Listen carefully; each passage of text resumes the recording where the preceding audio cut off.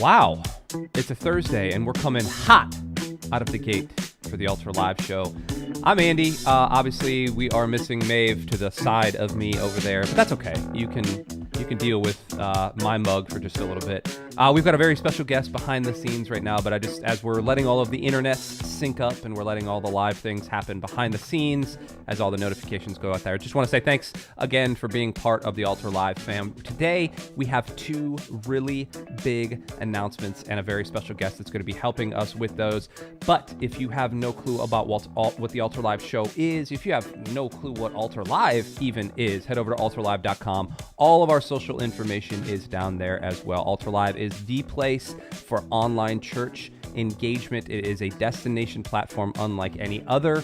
We would love to invite you into the family to really increase engagement, increase capacity for your online church, and most importantly, to see people get connected. Now, speaking of connection, without further ado, as you listen to me bloviate and listen to the music behind me, I want to introduce the amazing CEO of Ultra Live, Miss Stephanie Leith. Stephanie, how are you today? I'm great, Andy. Thank you for having me. Oh, thanks so much for being here. Your lighting looks fantastic behind you. Even though you were complaining about it, it looks very, very good. Yeah. It's okay. It is what it is. I want to start off the show today by doing what we used to do with Maeve. Now, routinely, as the internet would kind of take its time to let all of the tubes and everything sync up, we would chat for a minute about recommendations and things that were happening in our life. And I had put the question out to you before the show and said, Stephanie, do you have any recommendations? And you said, oh my gosh, yes. So what is your recommended piece of culture, pop culture, food, entertainment, whatever, for the Ultra Life family? What do you got for us? Oh, my husband and I are really into the Hulu show with Steve Martin, Martin Short, and Selena Gomez, Only Murders in the Building. It's so good. What an unexpected cast to come together. Yeah. First of all. Yeah. What a good plot. It just pulls you in. So I'm very excited. how far are you? We're almost at the end of season 2. So oh my gosh, really? We're a few episodes behind where they're dropping. Okay. So we're almost there. Okay. All right. My wife and I have got up to episode 3 of season 2. Okay. And so all I got to say is like, hey, I feel bad for Bunny, and that's all I'm going to say. Like that's all I need to. Yeah. I didn't like Bunny in the first season. I still don't like her very much right now, but hey, how are you finding the second season versus the first season? You know, it's interesting. I think they what I love about it is that they are bringing out like characters that you didn't think were important. Like they're bringing out backstories of more and more characters. Like they're developing a whole world around not just the standard characters that we've interacted with. I thought that was very nicely done. Agreed. Bringing out backstories across characters. Agreed. And the range, I've never liked Selena Gomez. Not that she's a bad person. She's Christian, you know, all that other stuff. She came from that Disney World. I really didn't care. Yeah. And then I was really first introduced to her acting wise in the first season. And she started as one of those like Kristen Stewart sort of like, she always got that same pouty face. Yeah. But she's got range, man. Yeah. I had the exact same. I told my husband in the first 3 episodes, I was like, oh, Selena Gomez is just, there's no character to her. She's just silent and moody, broody. That's it. But she really evolves and becomes much, much funnier throughout all of them. And I think the dynamic plays off. I wonder if it was her. I wonder if that was like intentional or if actually she warmed up to the role as she got into it. That's just me speculating. I read, was I reading or watching something? I don't know. I think I was watching like a Paley Center for the Arts thing with Steve Martin and with Martin Short, and they were talking about her, and they said that she didn't feel comfortable on set because they speculated that it was because, you know, it was Steve Martin and Martin Short, like, and then Sting was there for a little bit. You know, there were all these like big names there, and she's just like this Disney girl who was technically like a pop star. And then all of a sudden, I guess something clicked with her and she went, oh, I can use this to my advantage. And so like when I listen to her, she like talks at the back of her throat. Like she's got this real thing here. but Yeah. it fully works for her. So Yeah. I'm on board with this recommendation 100%. Yeah. It's a great one. Do you feel like they're Go gonna get us. are they setting up for a season 3, do you think? I don't know. Okay. I am I am wondering how they've been able to pull out so many character backstories, and I didn't think they could set up for a season 2 at the end of season 1, but then they did, and Yep. it was really good. Yep. Um, so I trust them. I trust them with the season 3. Awesome. Well, thank you for that recommendation. Everybody go check out hulu.com/only Our, murders.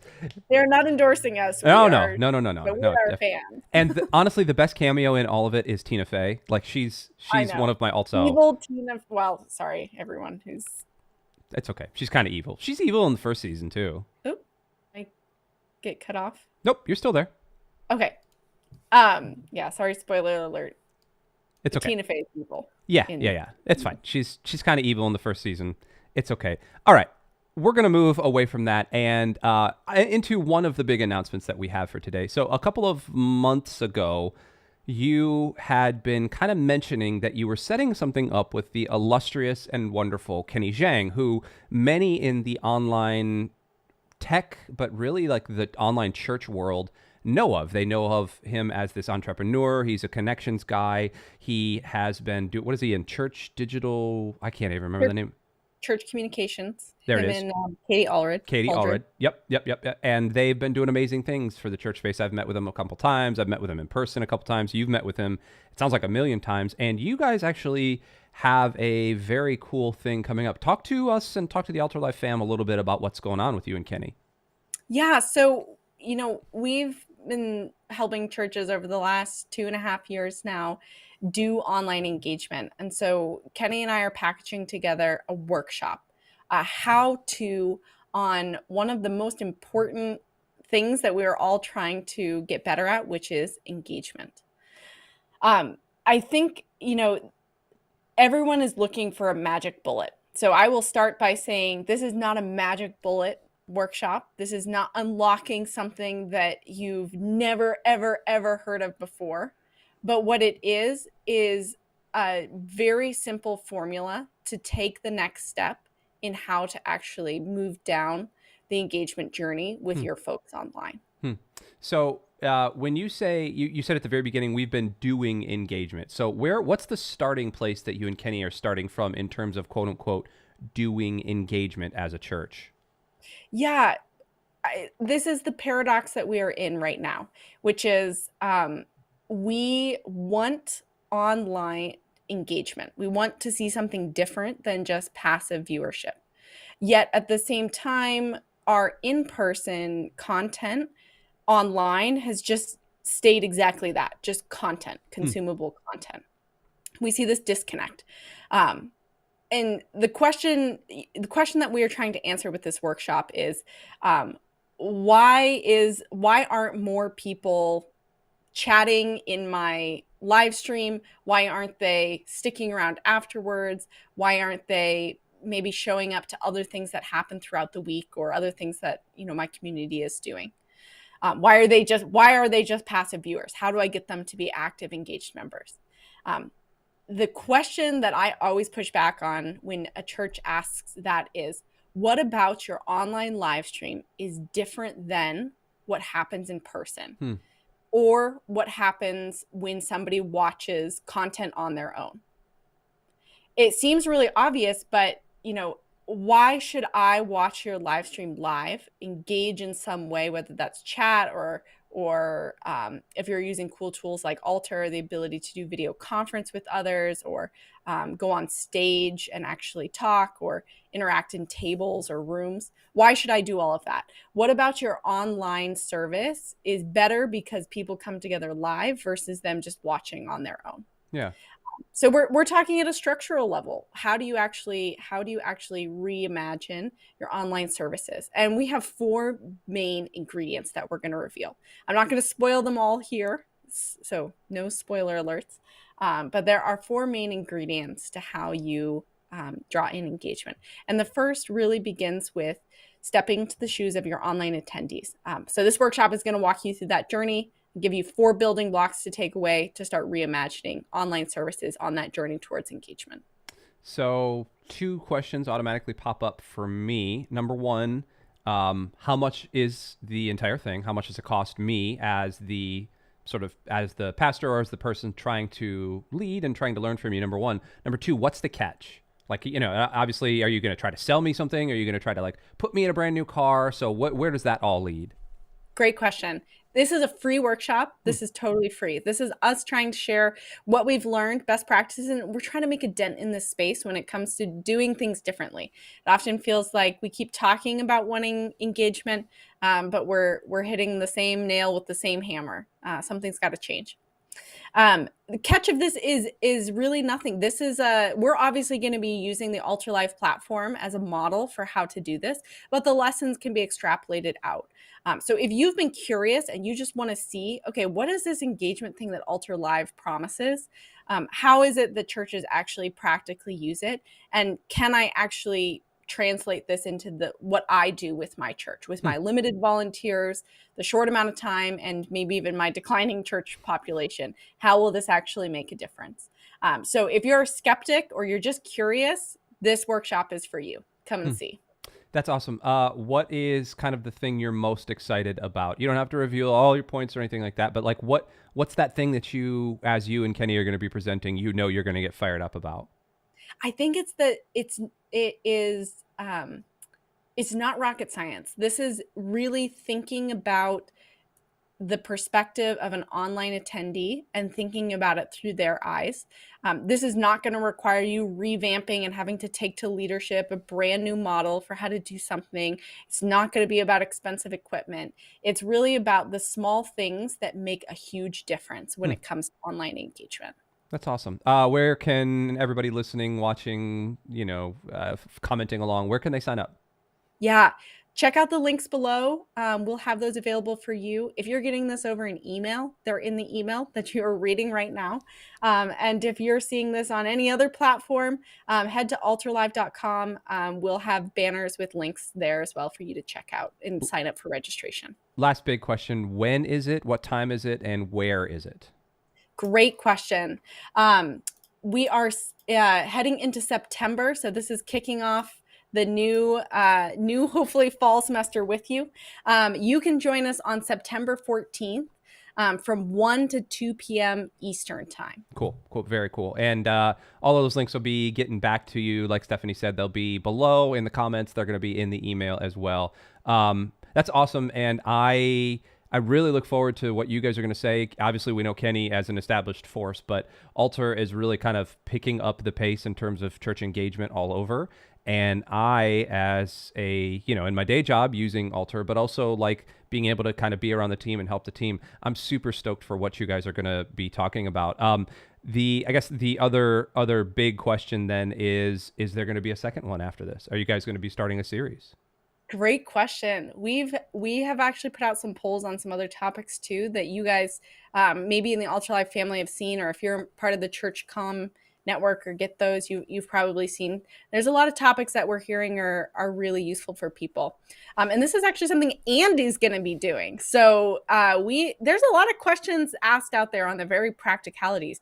Andy, what are we doing at Altar to answer some of those questions? My goodness. Just as behind the curtain, we did not practice that transition at all. That was very natural. I loved it. So we actually, Stephanie had kind of been talking about, her and Kenny, they're kind of going to be taking some of the questions, some of the engagement things that mostly are going to translate to Altar, but also are just best practices in the entire quote unquote field. And we have talked to a number of people in our Altar Life fam. I, as my day job, am a pastor and a digital pastor at that. And I deal with technology, I deal with questions, I deal with comments and concerns and all of these other things surrounding what it means to actually be online in the church space. And there's usually not a wealth of information out there. If there is, it's kind of scattered between a bunch of blog pages and sites and things like that. And so we have been having meetings over the past couple of weeks and making proposals and stuff. And actually this very show right here, the Altar Live show, is going to be going away. But never fear. Do not fear. You're still going to get to see this wonderful face on your screens and listen to us via podcast. We're going to actually be teaming up with the Digital Church Network and some of our amazing friends over there as we seek to kind of introduce a quote unquote how to do church series. And this is going to be specifically geared towards online church. How do you do online church in this world? How do you do events in the world that we live in? How do you run community things? How do you increase engagement? How do you run a small group? Where do I even go for X, Y, and Z resources? We had a meeting last night, and Stephanie remarked to somebody that was in the chat with us that we're trying to become experts in the field of online church, not necessarily just for Altar Live's sake, although it's definitely going to help us and it's definitely going to help you as the Altar Live fam from the things that we're learning. But more, we want to be able to increase the community around us, increase knowledge sharing, and thereby become better family, better friends, and ultimately better servants in the church. So that's actually going to be coming over the next couple of weeks. The Altar Live show, like I said, is going away. We're going to be bringing in all new co-hosts, all new colors, all new sounds, all new everything. So lament, hear ye, the Altar Live show is dead. Long live the show. And we will be reincarnated over the next couple of weeks. And I'm very excited. I love getting to develop, and I feel like Mike Schur from Parks and Rec, going to the office, going to Parks and Rec, going to the Good Place, going to just being a show writer. It's super awesome. And I think, Stephanie, you're probably going to be on those shows from time to time as well. Yeah. Absolutely. Really excited. We're here to give practical how to make this not rocket science. We're living a changing world when it comes to church. There's so many things to be excited about, and we hope this is one that energizes and thrills you. Absolutely. Absolutely. Anything else before we finish up, Stephanie? Anything else on the death of the Altar Live show? I say death. It's not really a death. We're just kind of like shelving it. We're going to put it away for a while. We're leveling up. We are leveling up. Ooh, that's good. I think when we finally start sending out all the blog posts and all the articles and stuff, we can say, hey guys, we're leveling up the Altar Live show. That's good. I like that. Absolutely. You actually used the term gamify last night, and I was like, my nerdy brain really felt, really had like a trigger with that one. So that's good. Absolutely. Awesome. Yeah. Well, Stephanie, like I said, we're really looking forward to this conference. I'm looking forward to what you and Kenny are going to be doing. I'm looking forward to the new show. If you have any questions, comments, concerns, obviously you can go to the doodly-doo, the comments in the chat below us, or to the side of us, wherever you're watching this. You can always jump on any of our socials. You can always head over to altarlive.com. You can always get in touch with any one of us. We're online 24/7 because we live in an online world 24/7, and it's going to be great. Stephanie, thanks so much for joining us today. Likewise. Hope to see you guys soon. Absolutely. See you guys. Talk soon.